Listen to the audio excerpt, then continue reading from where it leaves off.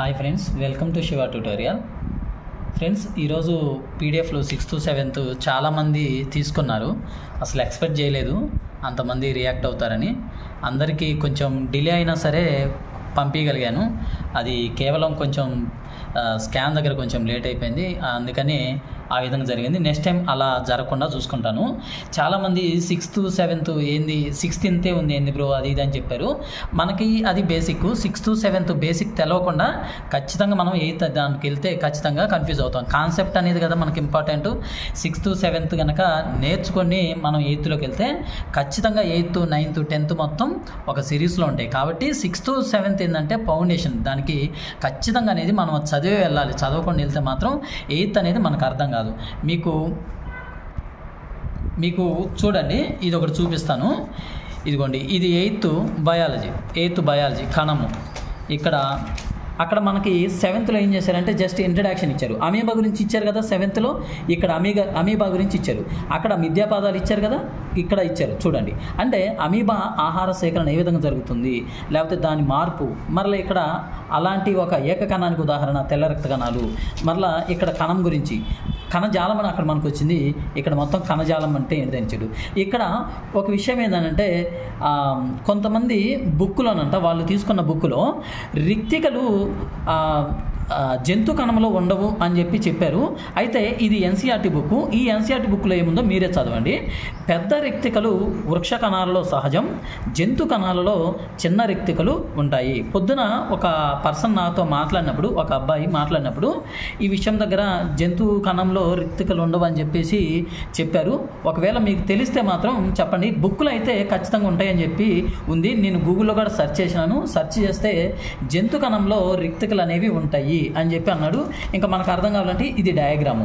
ఇది మొత్తము రిక్తికనే. 90% మొక్కలు ఆక్రమిస్తుంది, కానీ దీంట్లో ఏమైందంటే చాలా తక్కువ ఉంటుంది రిక్తిక. ఓకేనా? అది అంటే నేను కాన్సెప్ట్ మామూలుగా అట్లా చెప్తున్నాను.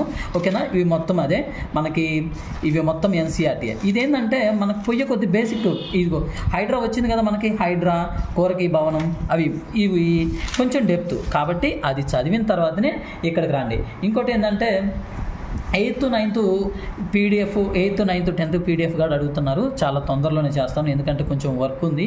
అది పీడిఎఫ్ తీయాలి, దాన్ని మళ్ళీ నేను చేయాలి. ఈరోజే చాలా ఇబ్బంది పడ్డాను. కాబట్టి ఒక 2-3 days ఆగండి, నేను వాటిని పంపించేస్తాను.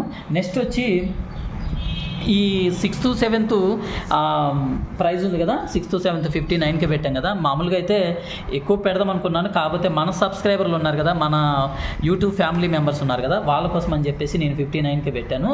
ఇది ఈ రోజుతో ఎండ్ అవుతుంది. ఎవరైనా తీసుకోవాలనుకుంటే తొందరగా తీసుకోండి, ఎందుకంటే అది మన దగ్గర ఉంటే మనం నచ్చినప్పుడల్లా చదువుకోవచ్చు. నేను ఒక చిన్న పిల్లలకి ఏ విధంగా చెప్పాలో అంత నీట్గా రాశాను, విత్ డయాగ్రామ్స్తో సహా ప్రతిదీ నీట్గా రాశాను. మీరు ఖచ్చితంగా అర్థమవుతుంది. నేను ఆల్రెడీ నా వీడియోస్ కూడా ఉన్నాయి, ఎక్స్ప్లెనేషన్ చేశాను. నేను నెక్స్ట్ వచ్చేసి అమౌంట్ మీరు పంపించిన తర్వాత నాకు ఏం చేస్తారంటే స్క్రీన్ షాట్ తీయండి. స్క్రీన్ షాట్ తీసి నాకు వాట్సాప్ ద్వారా పంపితే మీరు ఏ వాట్సాప్కి అయితే అది పంపారో ఆ వాట్సాప్ నెంబర్కే మరలా నేను పంపిస్తాను. కాకపోతే ఒక అరగంట అనేది టైం ఇవ్వండి, ఎందుకంటే ఈరోజు చాలా కొంచెం సఫర్ అయ్యాను. కాబట్టి కొంచెం నాకు ఒక అరగంట టైం ఇస్తే ఆ అరగంట టైంలో మీకు అందియడానికి ట్రై చేస్తాను. ఓకేనా? నెక్స్ట్ ఇంకా ప్రతిదీ మన వీడియోలో ఇంకా కంటిన్యూ అవుతుంది. ఇప్పుడు ఈ పీడిఎఫ్ అయ్యేసరికి మనకు కొంచెం ఇబ్బంది అవుతుంది. ఇదిగోండి, ఒకవేళ మీరు ఈ 6th 7th ఎన్సీఆర్టీ సైన్స్ అనేది తీసుకోవాలనుకుంటే తెలుగు మీడియంలోది ఈ నెంబర్కైనా పంపించి ఇదే నెంబర్కి స్క్రీన్ షాట్ పెట్టండి. స్క్రీన్ షాట్ పెడితే నేను అప్పుడు మీకు ఆ పీడిఎఫ్ అనేది సెండ్ చేస్తాను. ఓకేనా? ఇది ఇంకా ఈ రోజుతోటి ఈ ఆఫర్ అనేది తీసేద్దాం అనుకుంటున్నాను. తీసుకోవాలనుకుంటే తీసుకోండి, మన సబ్స్క్రైబ్స్ కోసమే కేవలం పెట్టాను. ఎందుకంటే మనల్ని చాలామంది ఫాలో అవుతున్నారు. ఎంత రియాక్షన్ అవుతుందని నేను అసలు అనుకోలేదు. చాలా దానికి నేను కష్టపడ్డాను. అసలు నా చెయ్యి అయితే టోటల్గా మొత్తం పోయింది. అసలు అంత ఎక్కువ రాశాను, బాగా కష్టపడి రాశాను. మీకు చూపిస్తాను, ఒకసారి చూడండి. ప్రతిదీ కూడా విత్ డయాగ్రామ్స్తో సహా మీకు ఇవ్వాలని చెప్పి ఎంతో నీట్గా రాశాను. ఇది మామూలుగా అయితే అసలు ఇట్లా ఇప్పుడు చిన్న పేగులో శోషణ అంటే చిన్న పేగులో ఏ విధంగా జీర్ణం అవుతుంది అనేది ఇంత రాయరు కదా ఎవరైనా. నార్మల్గా రాసి పంపిస్తారు, గడ్డిలో సెల్యులోజ్ ఉంటుందని, కానీ ఇలా నెమరు వేసే జంతువులు అవి మొత్తం ఎవరు రాయరు. కాకపోతే ఏంటంటే మనకి కాన్సెప్ట్ అనేది ముఖ్యం, కాన్సెప్టే ముఖ్యము.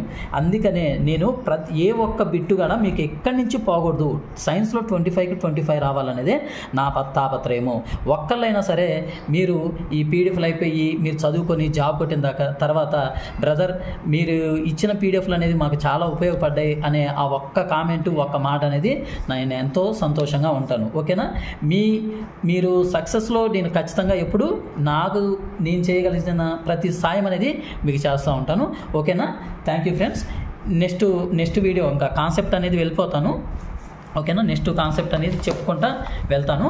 నెక్స్ట్ క్లాస్లో కలుసుకుందాం. ఓకేనా? ఇది ఒకవేళ పంపించాలనుకుంటే దీనికి పంపించండి, పంపించి స్క్రీన్ షాట్ పెట్టాలి. ఈ నెంబర్స్ ఉన్నాయి కదా, వీటికి మాత్రమే చూడండి ఫ్రెండ్స్. ఈ నెంబర్స్ మరలా కన్ఫ్యూజ్ అవ్వమాకండి.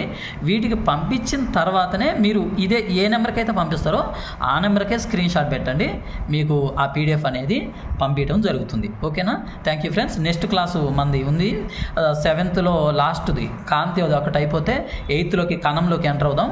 కణంలోకి ఎంటర్ అయ్యేటప్పుడు మీకు మ్యాక్సిమం ఇవ్వడానికే ట్రై చేస్తాను. కణం అనేది మోస్ట్ ఇంపార్టెంట్ టాపిక్ మనకి, అక్కడ దీని గురించి డీటెయిల్గా చెప్తాను మీకు. ఓకేనా? Thank you.